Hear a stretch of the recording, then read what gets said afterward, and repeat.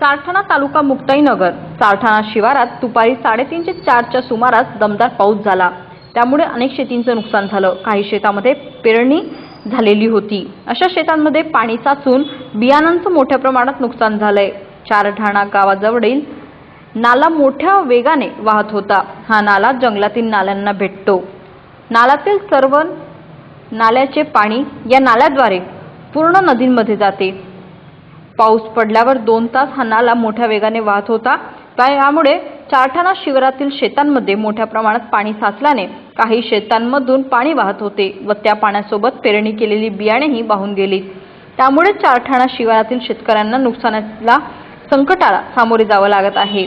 गत दिवसांपासून चारठाणा शिवारात पावसाने थैमान घातलं असून सुदैवानं चारठाणा शिवारात कोणत्याही प्रकारे पावसामुळे जीवितहानी झाल्याची वृत्त अद्याप हाती आलेले नाही।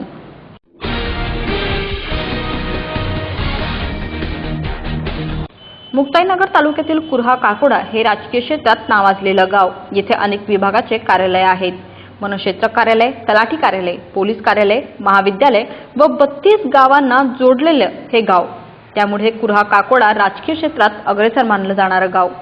कुर्हा येथे सार्वजनिक बांधकाम विभाग मुक्ताईनगर विभागातर्फे राजकीय लोकप्रतिनिधीसाठी मोठ्या वादागाजात व शासकीय विश्रामगृह बांधण्यात आले होते।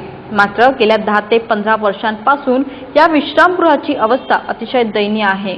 त्यामुळे लोकप्रतिनिधींनी किंवा कोणत्याही अधिकाऱ्याने या विश्रामगृहात अद्यापही वापर केलेला नाही। विश्रामगृहाची परिस्थिती अतिशय दयनीय सध्या दिसून येत आहे। पावसाळ्यात या विश्रामगृहाची गळती होत आहे। एखादा खडर सारखी ही परिस्थिती झालेली आहे। एक साधा कर्मचारी गेल्या 10 वर्षांपासून येथे दिसलेला नाही। इतकेच नव्हे तर या विश्रामगृहाच्या आवारात जे वृक्ष लावलेले आहेत त्यांची परिस्थिती देखील अतिशय बिकट दिसते। रात्रीच्या वेळेस येथे काय असते याकडे संबंधित विभागाचं दुर्लक्ष दिसून येत आहे। विश्रामगृहाची परिस्थिती अशी की तिथे फक्त घाणीने आपलं साम्राज्य गाजवलेलं आहे। या बाबींकडे संबंधित विभागाने लक्ष देण्याची आता अत्यंत जास्त गरज आहे।